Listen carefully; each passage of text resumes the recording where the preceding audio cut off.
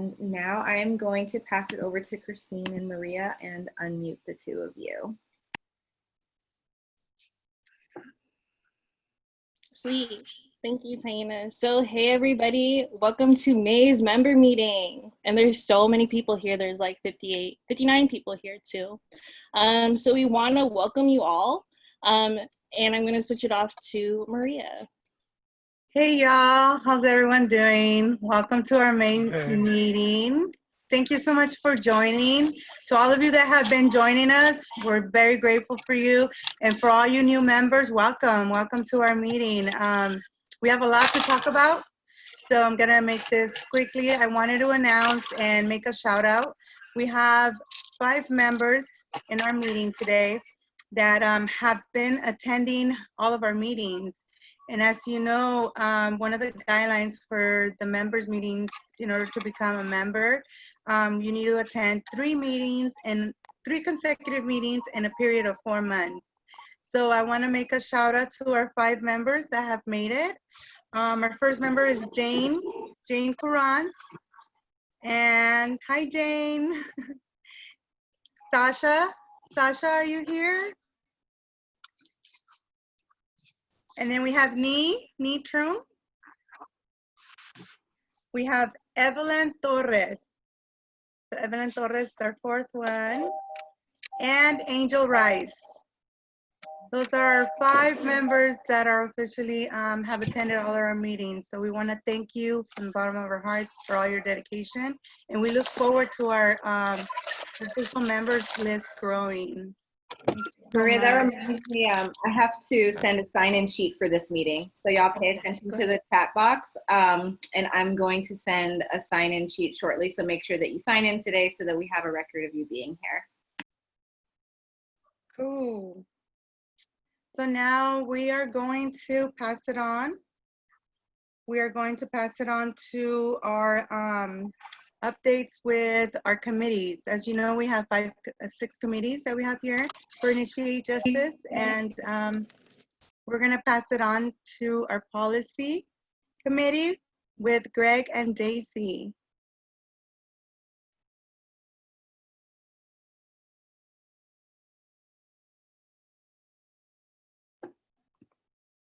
Okay, what's up, everyone? Are you unmuted, Daisy? Yeah, I just got unmuted. So I'm gonna kick us off and then I'll pass it over to Greg. Hi, everybody. This is Daisy. I am actually really glad to see a lot of faces that we haven't seen in a while. So welcome back and thank you for joining us. So I'm gonna provide just a brief update on Aca 6, which is the Free the Vote Act that we are working really hard to get through the Senate. Aca 6, with everything happening in the legislature, you know, a lot of bills have been dropped, unfortunately, but Aca 6 is something that Assemblymember McCarty is still wanting to push through and get passed because it's a really important piece of legislation. We want to make sure we get it through and put on the ballot for the November election. And so we are actively working to convince some of our high priority targets in order to get the senator's support when it gets to the floor. And so our deadline right now is at the end of June is when we are looking to get this passed by.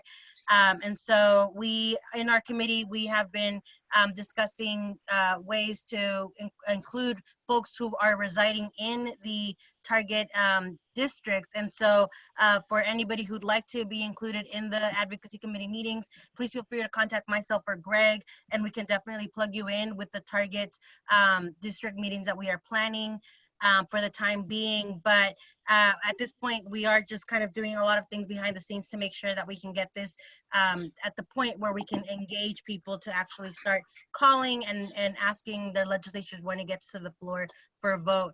One thing I did want to put on everyone's radar is that tomorrow, Assemblymember McCarty is actually going to be engaging in a Q&A session with I believe three members of the community which includes our own Jonathan Berber, who is going to be part of this discussion and conversation on why voting rights are really important and essential in a time like this, especially when it's the elected officials who are the ones that are making the decisions during this crisis. So if you have not seen the social media graphics that have been on our account or in the email list that have been shared, please check us out and RSVP, and if you can, tomorrow at 4 p.m. to be part of this great discussion with Assemblymember McCarty. And I'm going to pass it over to Greg now. Yeah, for sure. Thank you, Daisy. So I have the less enviable position of sharing some bad news for us in the policy department. So 2 of our legislative priorities this year have been dropped due to COVID responses from the legislators. So we are working on AB 3160, our programming and credits bill. And we know that if it had been law already, it would mandate that programming continues during lockdowns, credits would still be being awarded, things like that.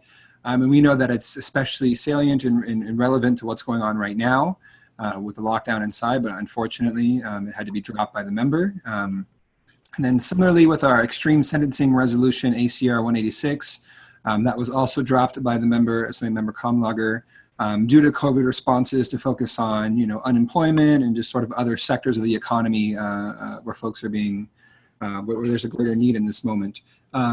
So, we're sort of in this transition period where how do we, keep up the momentum, and how do we keep talking about these things, and how do we keep it on people's radars without having like a legislative solution to get behind, and how do we, sort of pivot during this unprecedented times to make sure we're still talking about these issues in meaningful ways.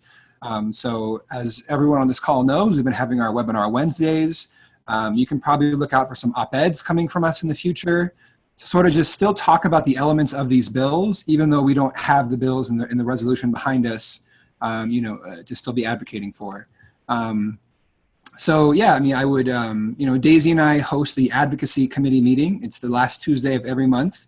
So that's Tuesday, May 26th at 7 p.m. My email and Daisy's emails is just our first names at initiatejustice.org. So you can contact either one of us for policy questions, updates about the committee work, things like that. But yeah, it's great seeing all these folks who are here tonight. And I see a lot of folks who come regularly to our Advocacy Committee meetings. And it's great to just have all these policy experts here with us tonight. But that's what we have for the policy updates, and I can pass it on to other team members now. Yeah, and we'll have, if folks have any questions specifically for Daisy or Greg about policy updates, feel free to drop them in the chat, and we can do, maybe a couple of quick questions so that we can get to our other updates. But if I don't see any questions pop up, then I'll move it along. Thank you so much, Taina. Thank you, Greg. Thank you, Daisy, for your update. Now we're gonna move over to Inside Membership with Christine. Cool. Thank you, Maria. So hello, everybody. My name is Christine, and I'm in charge with the Inside Membership Committee.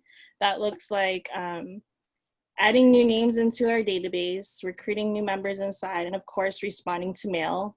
We are prioritizing 2 major things right now. One goal is to have at least 40,000 members inside who are officially members. And good news, we are more than halfway there. Right now, we have 26,000 members inside, which is really exciting, really exciting. And of course, just because like you and I, we're all sheltered in place, that doesn't mean that the mail does not stop. A lot of people are asking individual questions inside because it is really hard to get information inside too. So that's what we're working on. So if you would like to add names into the database or help respond to mail, which is super easy, please shoot me an email and I'll write that on the chat box too. Our next meeting would be on May 29th, which is a Thursday, and it's going to be from 6:30 to 7 p.m. That's it. Thank you so much, Christine. So if you want to get in touch with Christine, her email is Christine with a K at initiatejustice.org, and it will be in the chat box. And now we're gonna move over to our inside organizing with Lee. Okay, Lee, you should be Hey, unmuted. thanks. Yeah, thank you. What's up, people? So glad you guys could join us tonight. And so for inside organizing, we have like 215 people inside that are either trained or waiting to be trained right now. And so that's really what the inside organizing does, is we activate the people that are inside and give them the knowledge and the power to be able to kind of rally the incarcerated people that are around them. The really good thing is they can reach all the demographics that are in there, right? So they're coming from all different districts and they're coming from all different backgrounds. And so we're looking to swell those ranks, just like we're looking to get 40,000 people this year. We're looking to increase our IOs. And so what we're gonna need is we're gonna need some trainers to continue to do the work out here, to be prepared to go in there to assist our inside organizers. So that's what we're kind of, as the inside organizing, that's what we're kind of doing. We're making a call out to our members and our people out here that, you know, to help us out and let's get ready. And that's what we're going to be working on with these next committee meetings. We're going to go right through the training from the beginning to the end. So if you can join us on May 29th at 6:30, that's when we'll start from the beginning. And so we'll give you a brief overview of everything that's going to happen and what's going on and dive right into it.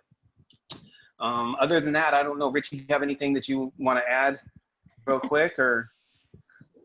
I think that was great. Hi, everybody. I'm Richie. I also work in the Inside Organizing Committee with Lee. I think Lee covered it all. What we really do is we have about 180 organizers throughout the state that work with those thousands of members that Christine mentioned and help kind of guide the efforts the same way our organizers out here kind of guide our efforts as members, right? So we have a committee of people that support those organizers. Like Lee mentioned, one of the things we do is we go in and train them in political education and intersectionality and how the legislative process works.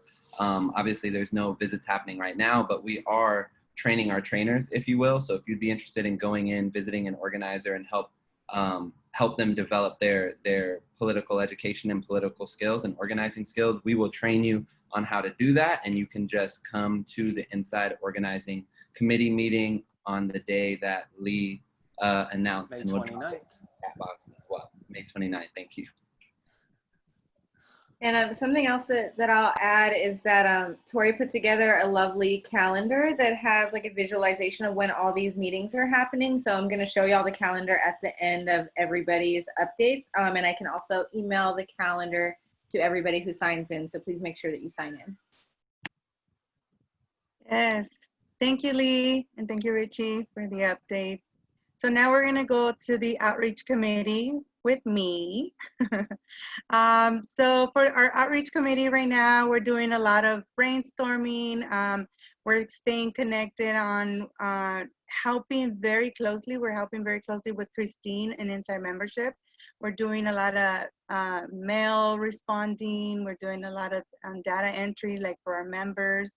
And also we're communicating with other orgs that got certain things going on. For example, if there's some type of demand, like let them go, our demand, the campaign let them go. So we're like working with them. If there's a protest going on that it can be done safely, we join them for the great cause. So right now, because we're in shelter in place, it's really hard to like obviously be out there with the communities, but we are working around it where it's safe for all of us to still help with everything that's going on out there.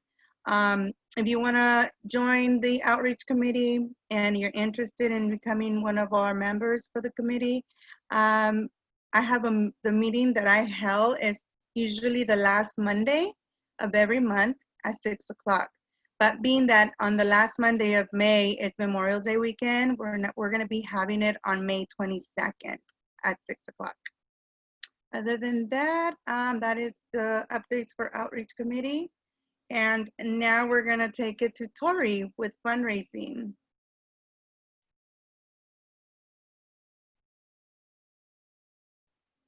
Uh-oh.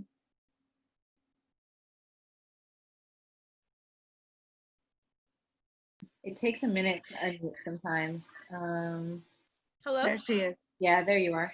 Sorry, my internet hiccuped. Hi, everybody. My name is Victoria, or I go by Tori. You'll hear me go by Tori also. Hi. I am the Communications and Development Associate for Initiate Justice. So part of the job is helping run the fundraising committee. So what the fundraising committee does is support the greater work of Initiate Justice. We've haven't had that many fundraising events this year. And so I would like to update y'all on a big fundraiser that Initiate Justice is collaborating with Restore Justice. So we are working with Restore Justice to provide protective gear for folks inside prison. This has launched within the last 2 weeks and it has hit the ground running. We have been able to deliver masks to CIM, to Norco, and I believe there's one more, Lancaster. Lancaster. Yeah, Lancaster. So yeah, you guys, everybody can help participate in this fundraiser by donating at restorecal.org. If someone wants to shoot that in the chat box, restorecal.org is the main site in which you can donate and spread awareness to this fundraiser. Other than that, in regards to the fundraising committee, we meet every second Tuesday of the month. We aim to meet every second Tuesday. So we will be meeting May 12th at 6:30 to dive deeper into grassroots fundraising and how you can support Initiate Justice. That's it for me. Thank you, Tori. Thank you for all your information. Now we're gonna head on to the healing committee with Rashida and, oh, Indigo, yes. So you know that we came here to fight for justice, but we also came here to heal. Okay, Rich, you can come back in the frame.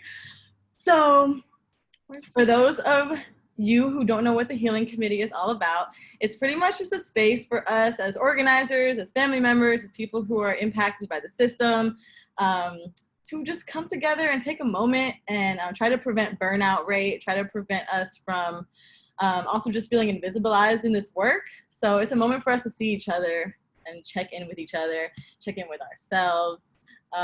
So we have some events coming up. So we have an event coming up on Sunday, May 10th, from 10 a.m. to 11 a.m.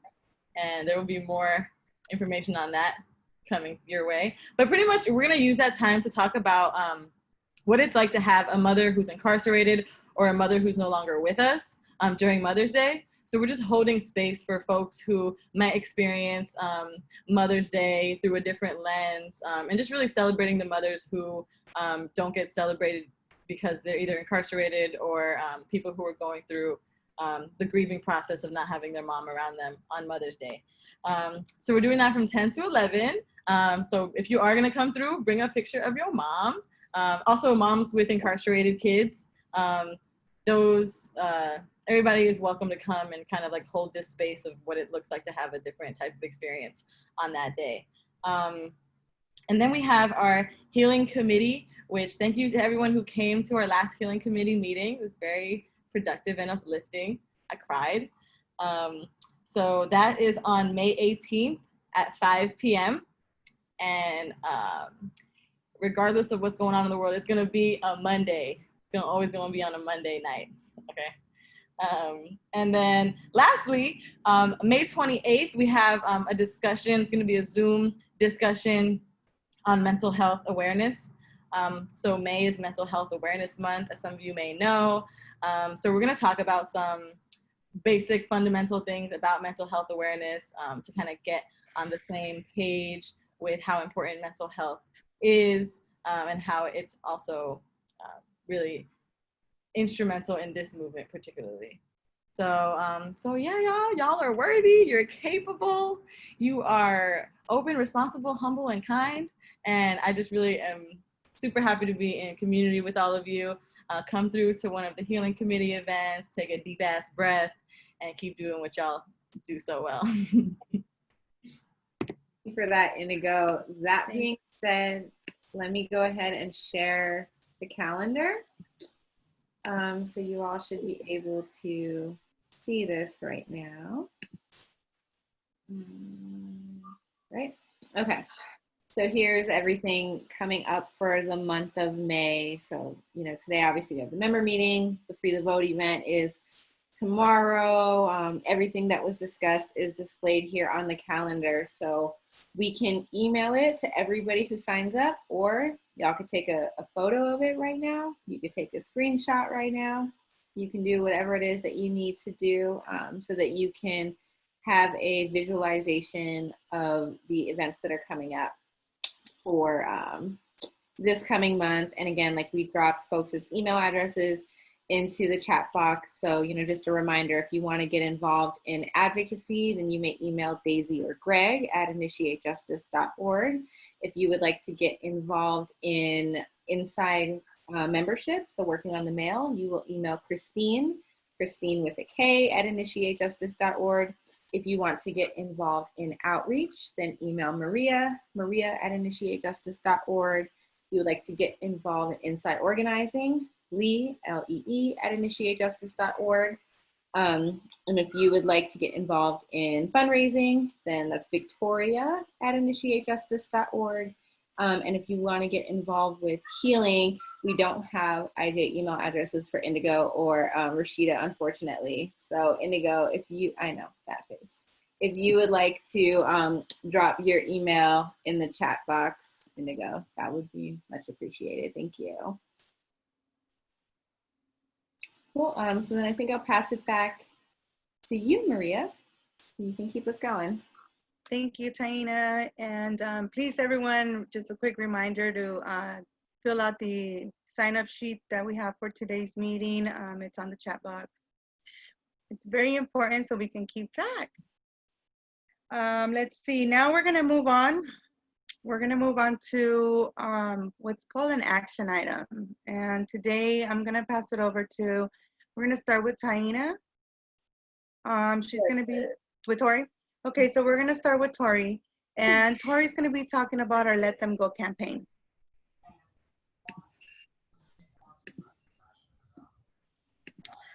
Cool. So, Taina, right before you play that video, I was just going to give a brief overview of it. So the Let Them Go campaign is, it's a campaign, it's a social media strategy, virtual strategy in response to COVID-19 that we have been participating in. And it's a virtual strategy where we are demanding that Governor Gavin Newsom release the most vulnerable incarcerated people in California. And this has really flourished and birthed in response to the COVID-19 pandemic as we realize and recognize that the conditions of prison are already, you know, inhumane and unhealthy, but especially under a global pandemic, they really are no place to be and no place to die. So this strategy has really flourished in the last few weeks and has produced coast-to-coast actions. So like from LA to New York, has created actions like Twitter storms, email blasts, call flooding of legislators' offices, and car rallies all throughout the country. And so this is sort of just a little video that I made with footage, the video that I made with footage that we took from different events. Go for it. All right.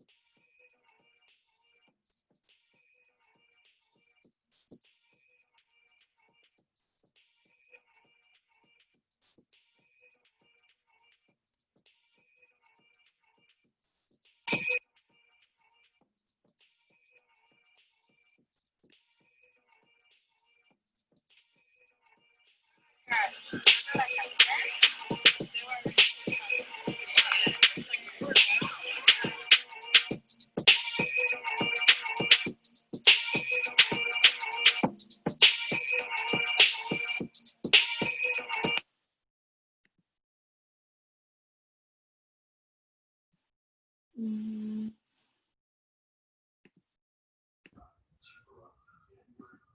Am I muted?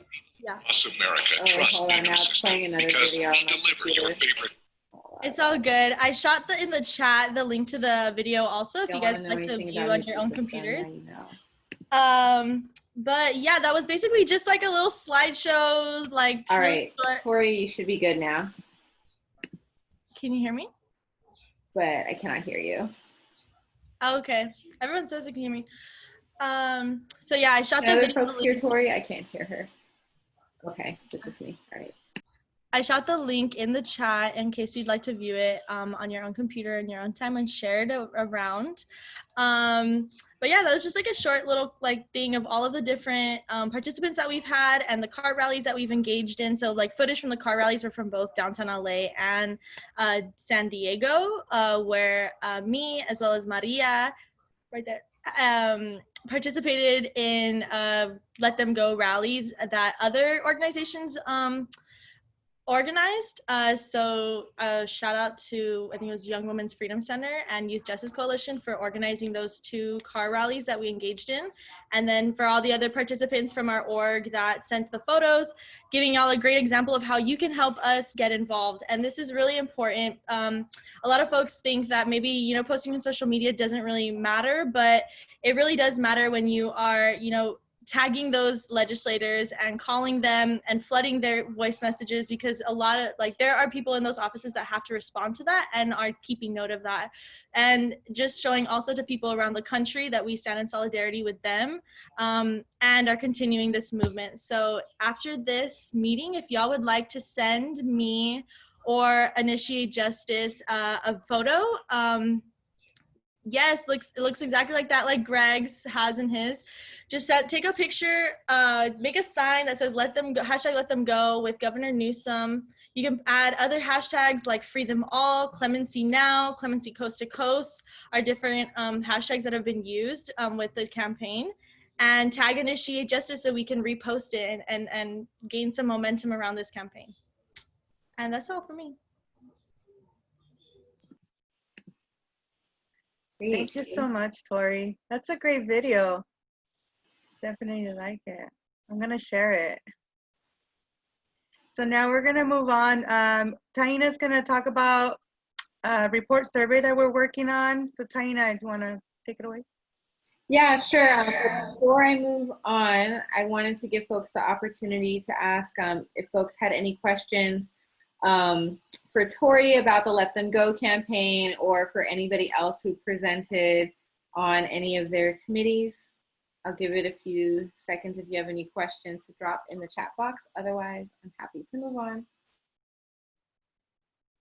Thank you, Tori, for putting all of the hashtags in the chat box.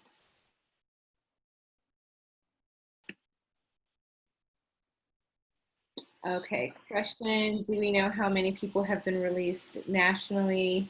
No idea. Tori, deadline to release? Tori says, nope, no deadline. Yeah, it's really like an ongoing thing, like, you know, do it as soon as you can. Like, let's continue to just keep up the momentum to keep this issue in front of Governor Newsom. All right, so, and no, Tori's email address is not Tori at Initiate Justice, it's her full name, Victoria. So victoria@initiatejustice.org. So in line with COVID and, you know, folks being released from prison, I'm gonna go ahead and share my screen with y'all so that you can, you know, take a look at what we're working on. And I'm also gonna, like, we're gonna have a good amount of time to be able to, you know, to hear from everybody here around what we can be doing to respond to coronavirus inside CDCR. So I think, you know, as probably like a lot of folks are aware, there seems to be a distinction between what CDCR is saying is happening inside the prisons versus like what is actually happening. So, you know, Maria and Christine and Lee are consistently receiving a lot of letters and a lot of phone calls from folks inside who are saying things, you know, like they don't have gloves, they don't have masks, they've been doing transfers that they shouldn't be doing according to CDCR's rules and regulations. And it's been really important for the staff at Initiate Justice, like, namely Lee and Maria and Tori, like really been taking the lead on, trying to do something to make sure that CDCR is actually doing the things that they're supposed to be doing to keep folks safe while they're inside. So, of course, we're going to continue for people to be released from prison, because that's the most important thing, that we can have folks back with their families and safely in their communities. But while we are in the process of, advocating for folks to come home, we want to make sure that people inside are safe. So something that the Initiate Justice team wants to do is publish a report card, or like a scorecard, for each CDCR facility based on input that we get from you all, folks who have loved ones inside or who are in communication with people on the inside, so that we can have, like some accurate data, like some accurate representation to be able to, codify like what it is that we're hearing from the inside. So what I would like to do for this meeting is show you all what we have planned right now. Have you all look at what it is that we're planning on working with right now. And then we also want to, open it up to have a conversation. I would really like to hear, or we would like to hear from all of you in terms of, what it is that you think we should be asking, what it is that you think CDCR should be doing. Please feel free to also use this space to share, what you're hearing from your incarcerated loved one. But I also really do want to get feedback on this survey that we're going to be conducting, so that way, we can have something that is like really solid, that is good to go. And then of course, I'm also going to encourage each and every one of you who's in contact with somebody or multiple people on the inside to please do complete the survey and share it, so that we can, put together a scorecard, rank CDCR, and advocate and take it as far as we need to take it. So that being said, I'm going to take the next couple of minutes to walk through what we have so far, and then I'll open it up for feedback and questions around the forum, and then also just like open it up so that we can have a conversation about what we've all been hearing about what's been happening inside. So this will be the survey that we'll be sharing with folks. This is what we'll use to create our report card. So the first thing that we ask you for is your email address, so we can contact you if we need to. And then we'll ask here which CDCR facility your loved one is currently housed at. So we want to know, where they're at right now, like which facility you're talking about when you're answering these questions. We're not going to ask for your loved one's like name or CDC number or anything like that. Like, this is anonymous for that sense. So we want folks to be able to answer honestly about what they're hearing is happening at that facility. If you're in contact with more than one person at a CDCR facility, then please do fill out this form multiple times and, fill it out for each facility. We're going to change this here so it's actually a drop-down menu. So you will select the prison and all of the prison options will be here. So we're going to ask folks to rank a couple of different things. And the way that we're going to do it is we're going to use numbers like 1 through 5. It's just easier for us to record it that way on the back end. But we're actually going to produce a grade. So we'll do an average of how people respond to this and then produce a grade. So if the average is 2, that's a D. If the average is 3, that's a C, so on and so forth. Anyone who's been to school and has tried to frantically calculate their GPA, you'll understand how we're going to be doing this. Maybe that was only me that did that. I don't know. But anyways, so this is the first question that we have. We'll be asking folks to rank the access that incarcerated people have to masks at their facility. So it says, according to CDCR's guidelines, they are providing at least 2 reusable masks to all incarcerated people. So we want to, just see if that's really happening. So if you want to give them a 5, that means that everybody has access to at least 2 reusable state-issued masks. 4, they have access to at least 1 state-issued mask. 3, people are making their own masks, but they're given materials. So there's just different options. Like we want to be able to create the score for each facility, but also be able to offer that data on the back end about what we mean by each one. The second question is we're asking folks to rank how CDCR staff are using masks at the facility, because we've also been hearing from folks that staff are not wearing masks. And it's obviously very important that staff are also wearing masks. The masks actually don't protect you. They protect the people around you if you're carrying it.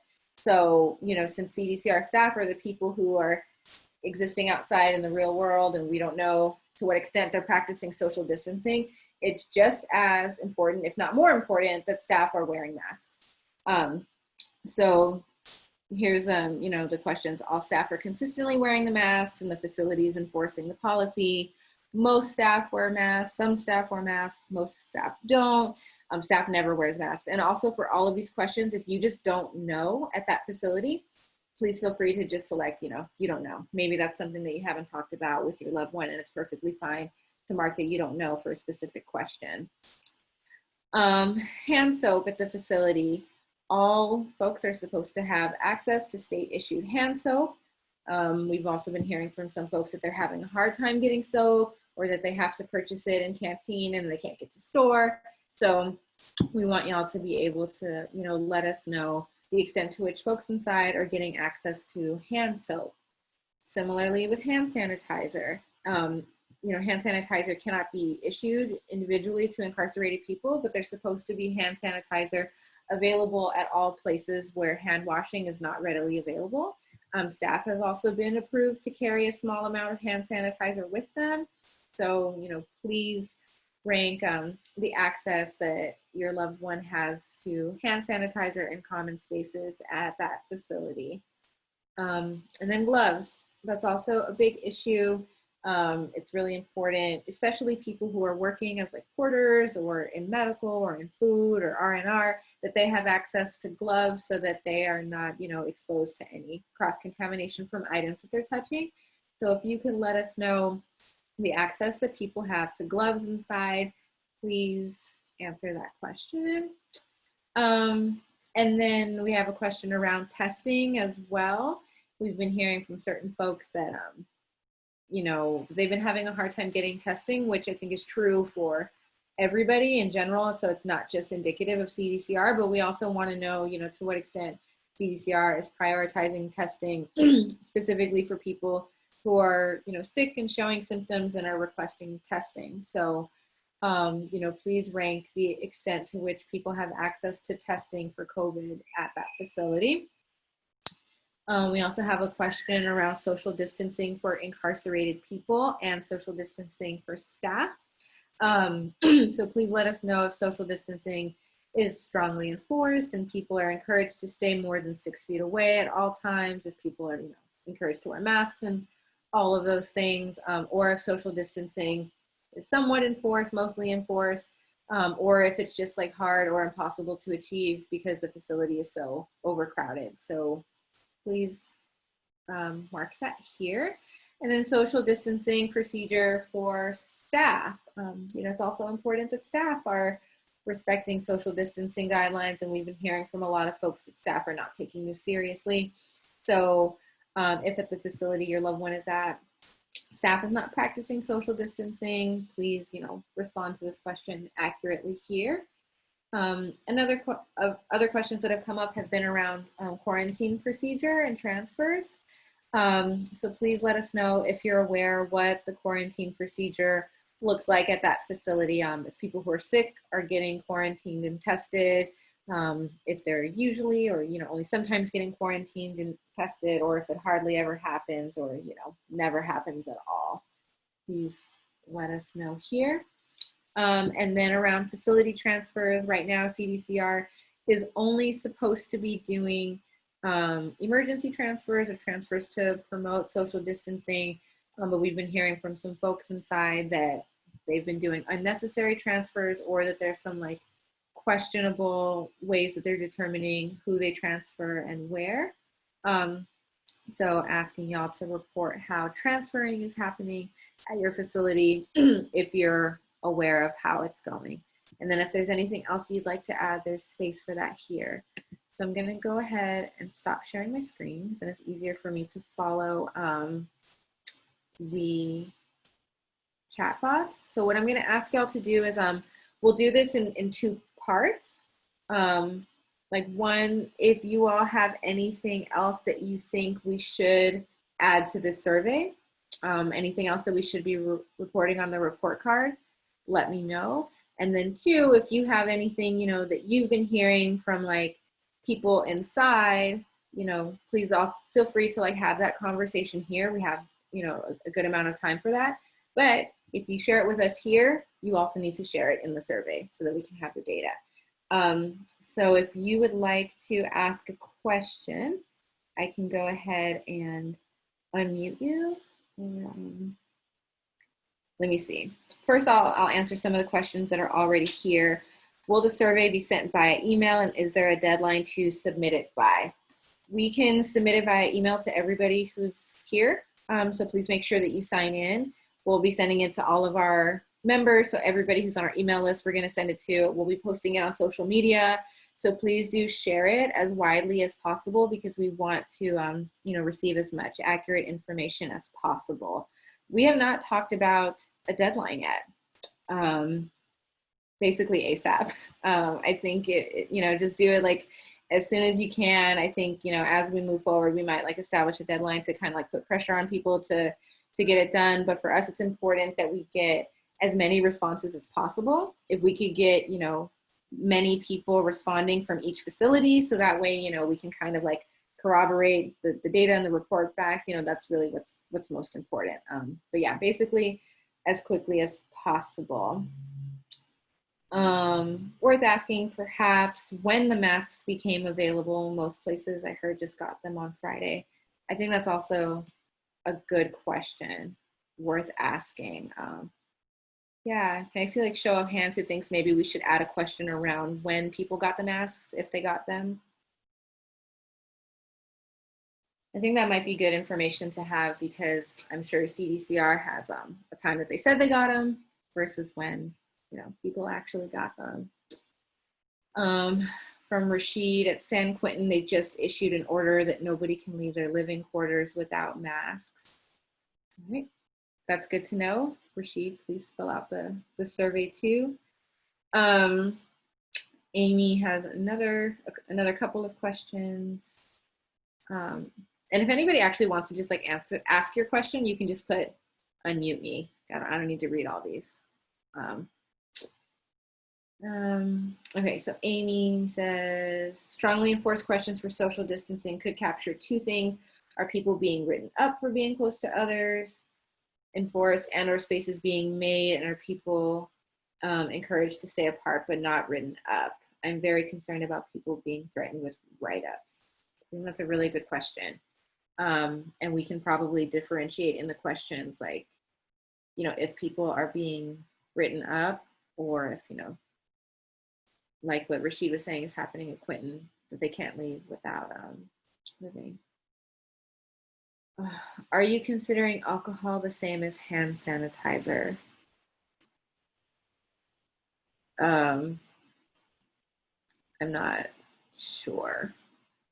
Diana, I'm just going to go ahead and unmute you if you wanted to elaborate on that question a little bit more.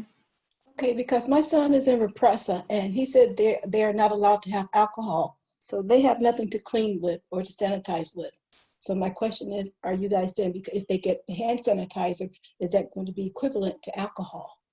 Yeah, so the hand sanitizer that can actually kill coronavirus has to be, I think, at least 60 or 70% alcohol. So yes, that's what we mean.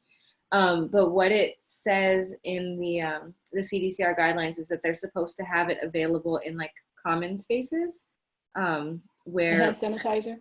Yeah, where hand washing is not readily available. I don't think that they're not allowed to actually issue it to people.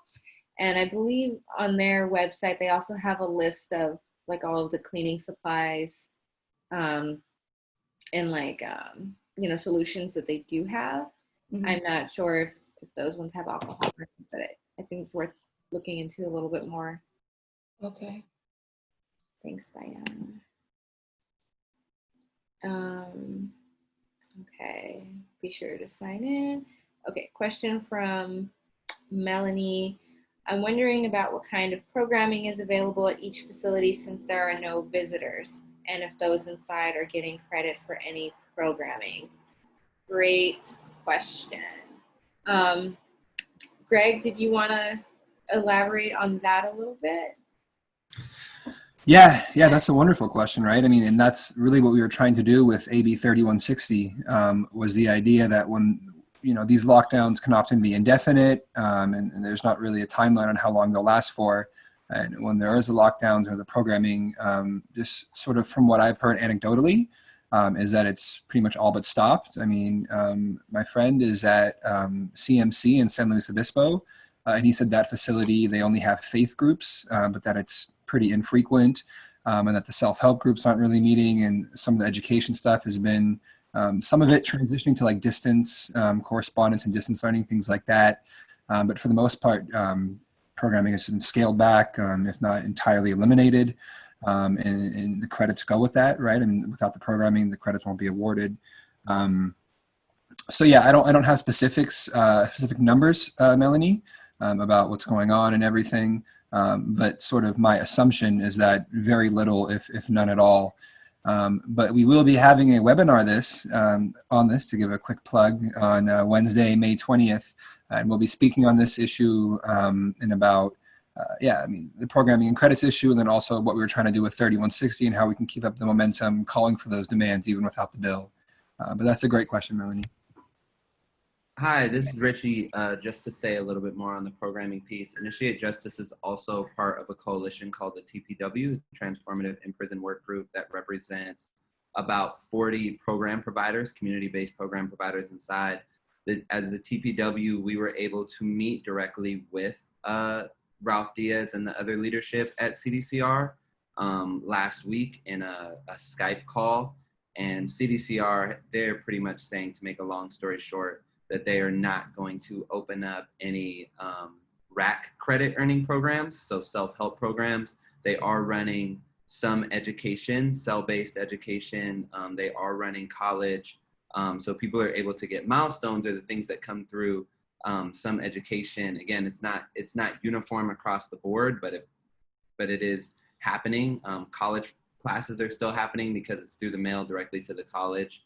But all RAC credit earning, so self-help groups where you can earn up to 40 days off a year, that credit earning has completely shut down. And at this point, our strategy to push them into doing that, now that we've lost 3160, at least the TPW strategy is a public pressure campaign. So getting it out to the media that, CDCR is acting like they're letting people go, but in fact, they're really closing their gates because people are not able to earn time off, and it's keeping a lot more people in prison that otherwise would leave. So right now, the strategy around that has been getting that story to the media. We've had some media interest already, and if you guys have media connections or would like to share stories on that, I would say stay tuned, and you can also message me directly or email me at richard@initiatejustice.org. Thank you, Richard. Can folks hear me? So my computer is completely frozen. I have no idea what is going on, and I'm the host, so this is awkward. So if there's anybody who is unmuted, I think Greg and Richard, you're both unmuted right now. If you could facilitate the questions for a minute while I try and figure out what's happening with my computer. Plot twist. Okay. At least y'all can hear me.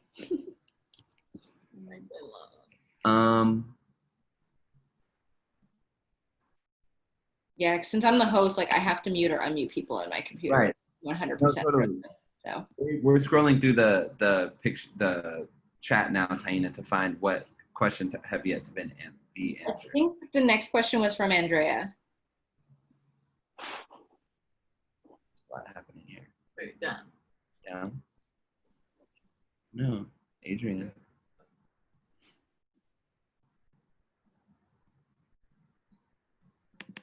Are we only reading questions, or are we also reading folks' answers to each other's questions? At this point, I say do whatever feels good. I can't scroll down and look at the questions, so go ahead and run with it.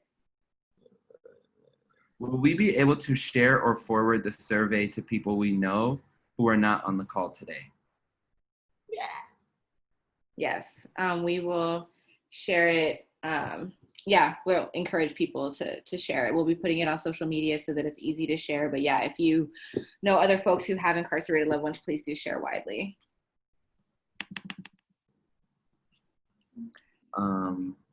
Somebody else, Crystal, asked, what if the answer doesn't fit in any of the specific statements? Do we just rate it ourselves? For example, if they are given one mask a week, but it's not reusable, it doesn't fit exactly into the description of whatever that number is, do they still just put a number? Yeah. Oh, sorry, go ahead. No, that was the whole question. Yeah, I would just say, find a response that's as closely as possible. That way we can just have the numbers and we can put together the report card. And then if you have any other comments or, anything specific that you want to name, there is that question at the end where you can add anything else you might want to add. Got it. Greg, you want to jump in? Oh, you're muted too. Oh, this is okay. Cool. We're here. Oh, my screen's showing he's unmuted. This is, yeah, and I think the only way I'm going to get out of this is if I restart my computer. But if I do that, it's going to end the meeting because I'm the host. So. Correct. Cool. So we're here. You want to take this one? Okay. Well, somebody would like to add a question. Ms. Cooper would like to add a question because her son states that the guards don't tell them what is happening when prison personnel get sick on the job or when they isolate people inside. So I guess this person would like to see that added when personnel get sick or when they isolate folks. Is that common knowledge? Can that be added to questions? Like if there could be a question around rating the level of communication that's happening from staff to incarcerated people. And transparency, yeah. Yes, I'm making a note of that. Thank you. Man, it's hard to do what you do, Taina. I'm telling you, you're a very seamless woman. I don't know, can you see me moving or am I frozen for y'all too? You move like every once in a while. Yeah, you're doing the robot over there. All right, awesome. This is great.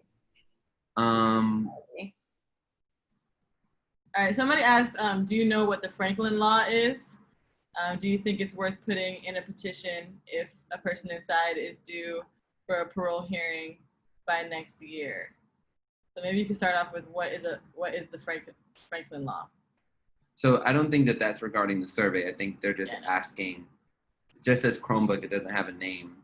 But the Franklin Law has to do with reading somebody's juvenile history into their C file so that it can be just seen as official and taken into consideration for commutations or parole hearings. So if you're asking, is it worth having a filing for a Franklin hearing even when somebody's going to parole date next year, the answer is always yes. You can never lose by having that in your file. Yeah, get something in. Other questions from Andrea. Can we ask, for the survey, can we add something to the survey asking, do folks have adequate access to medical care for any virus-like symptoms? Because Andrea knows some folks are having pushback when they're trying to seek medical care. So maybe that's something we could possibly include in the survey. Access to medical care. Yeah, I saw that, so I made a note of that to add it. Thank you, Andrea.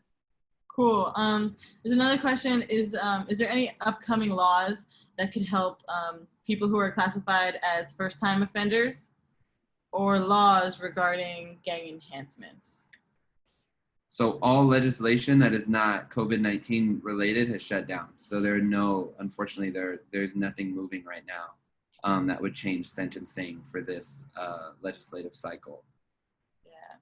Yeah, and even before COVID, I was not aware of anything that was moving to affect people who are in prison for the first time. That's like a rumor that runs around, every now and then. For some reason, there's like a fixation on, people who it's their first time going to prison. And I feel like, that's a question that we get pretty often. Like, what about, the first time quote unquote offenders, because I don't use that word. But yeah, nothing that I'm aware of. And if there's anything, Daisy or Greg, if you are aware of anything, please drop it in the chat because unfortunately I cannot unmute you. If I could add to that too, I would also state that I actually don't think it's politically helpful to push for legislation that separates people into categories like that. I don't think it's helpful to buy into the narrative that if somebody's first time in prison, then all of a sudden they quote unquote deserve to be released, when in actuality prison doesn't serve any helpful purpose. So I think we try to steer away from legislation that puts one group of incarcerated people over another. Yeah, and I think that the legislation that we are doing is pushing the narrative of humanizing our families that are locked up. So I think all our legislation is gonna like pour into the larger narrative, which will have an effect for everybody. Somebody asked, what is the name of the group that was mentioned that's representing the 40 program providers? It's called the TPW, the Transformative In-Prison Work Group. Another person's, Maria's asking, how familiar are we with the Leo technologies, a company that some prisons and jails use to monitor calls? They are using it currently to monitor any COVID-related words. And should we be wary of any retaliation from CDCR for talking about prison conditions? So is anybody able to speak on the Leo technologies? I'm not, and I think we're the only people who are not muted. I would just generally say, I think that as if the question is, should we be wary of any retaliation from CDCR when talking about prison conditions, that's always a concern, right? They can turn off our calls, but that doesn't stop us from doing it, because that's the only way the information gets to move, unfortunately. So we have to do it anyway. Melanie asked, what about access to phone calls? Is that the same throughout the system, or could it be added to the survey? That could be a helpful thing to add to the survey, is what folks, what access to phone calls have been. Yeah, I made a note, so I can add a question around that to the survey for sure. Yeah, I think that's good. Someone had asked earlier, like if people were getting written up and stuff. I think generally having a section of the survey where we're talking about the ways CDCR might be taking this as an opportunity to criminalize folks, or to limit folks' access to things that they otherwise had, is just questions we can be asking questions about. Like, has mail slowed down? Have they limited phone use? I know there's prisons where they've limited phone use, where they've limited yard time. Like, those are things we could be finding out as well. And that is all the questions. All right. Are there any other like thoughts or feedback around this? Just to be clear, because I think when I was still able to look through the questions, it seemed that there was like some misconceptions. So yeah, we're not going to be, at this point at least, we hadn't planned on sending these surveys to people inside. That just takes like a lot more time and effort. We want to be able to, collect some data fairly quickly. So we're going to be asking people on the outside who have access to the internet, who can, do the survey quickly, to be able to like respond based on like what their experience is, or based on like what they're hearing from their loved ones. So, please do fill it out. Please do share it as widely as possible. I know there's like a lot of great like Facebook groups and things like that.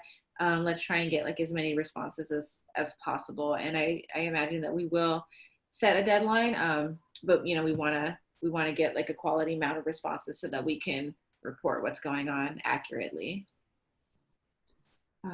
Did any other questions pop up? Nope. Okay. Well, because my computer is completely frozen, that means that I cannot unmute Maria and Christine, who are supposed to wrap up the meeting. And it also means that I cannot look at the agenda. So let me pull up the agenda on my phone and make sure that I'm doing Christine and Maria justice over here.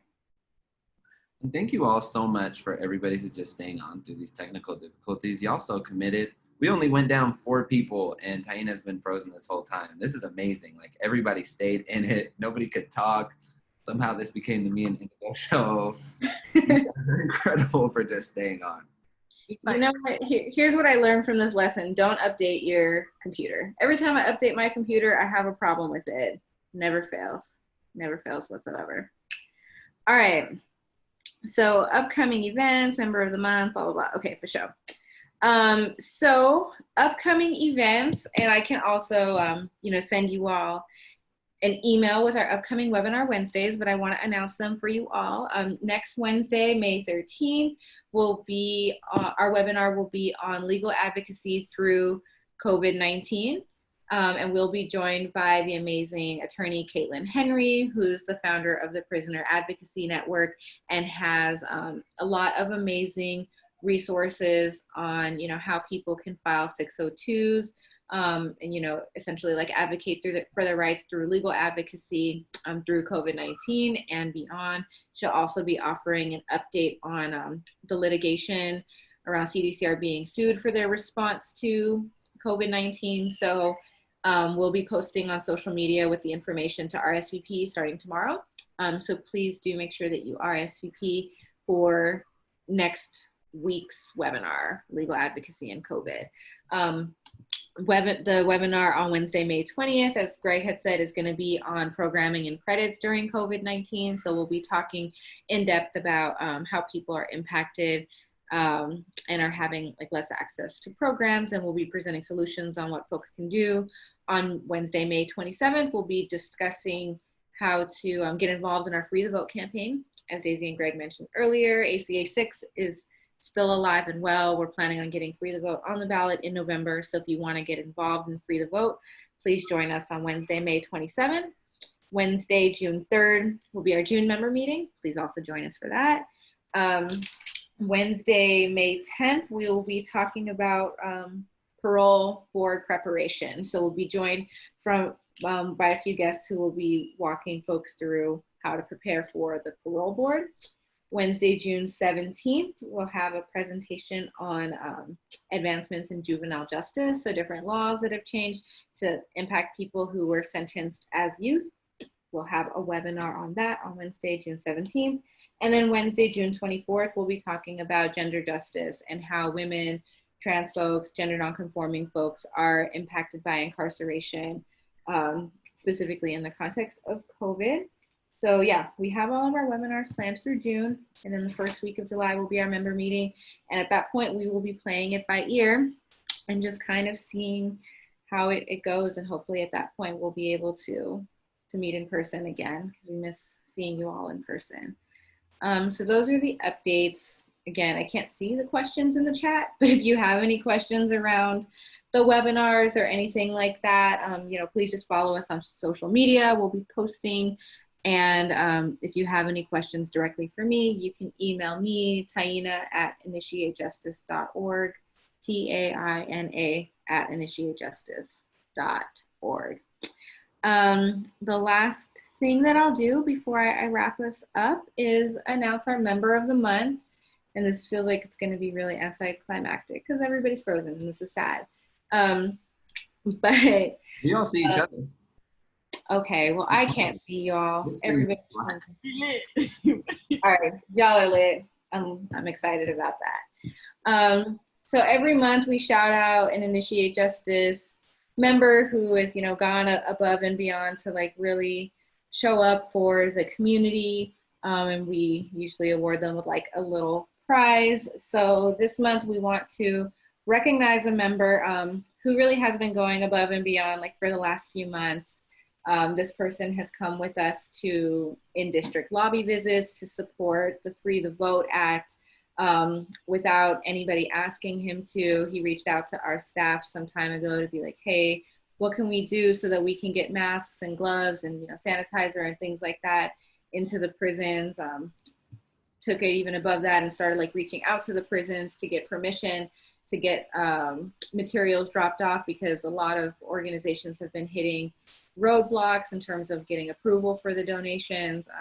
And then he got approval at 2 or 3 facilities and then led us in a drop off of 7,000 gloves at Norco earlier this week. So I would like to shout out our member of the month, Jonathan Barber. Yay, Jonathan. I don't know if you're here. I don't know if you're acknowledging that we're Here. acknowledging you. Okay. But yeah, Jonathan, thank you so very much for everything that you have done. We will be emailing you your prize shortly. So congratulations to you for being IJ Member of the Month. He's another battle. He's another battle. Honestly, I'm so glad y'all are the only other people unmuted. Oh, we had a question. We had another question come in. Mm-hmm. 2 questions. Well, Jazz is still figuring out how to. Jonathan said, "It is my honor. Thank you," with an exclamation point. Everybody's saying congrats to Jonathan. Shaduko had asked, after COVID-19, how do we stay involved? And for anybody else who's wondering, what you can do is keep coming to our monthly member meetings. You can also continue to go to events that come out throughout the month. You can join a committee, the various committees that were stated in the beginning, and get involved with those as well. Yeah, I would just echo that. Please continue to come to our member meetings and join a committee. We dropped the email addresses of everybody who is representing each committee, and that really is the best way to stay involved. The committees are doing work every single month. They're taking action every single month. So if you want to stay involved, please do join. Yeah, and our work doesn't stop when COVID stops. We're going to be doing this until we abolish prisons. We was initiating justice before COVID. We're going to initiate justice after COVID. We're going to initiate justice during COVID. Period. Sure. Rock with us. I love you so much. Tori said, period. Was that it? Was that all the questions from the chat? Yes. Yeah. All right, cool. So this was a shorter meeting. I'm always fine with shorter meetings. Please do stay involved. Congrats to Jonathan, our Member of the Month. Congrats to the folks who are official Initiate Justice members for, coming to 3 of the last 4 meetings. Everybody else, we're tracking attendance. So, please make sure that you did sign in before we end this meeting, because then you won't be able to sign in anymore and we won't have any record of you being here. Thank you all for everything that you do. Y'all are all part of the work that we do. This is community, this is team. Thank you all for being part of it. And I hope to see you all at our webinar next week. I don't know if you can see me. I'm waving goodbye. Everybody's saying bye and showing love in the chat. All right. Appreciate y'all. Somebody say, free money! Bye. All right, y'all. Bye. Hey.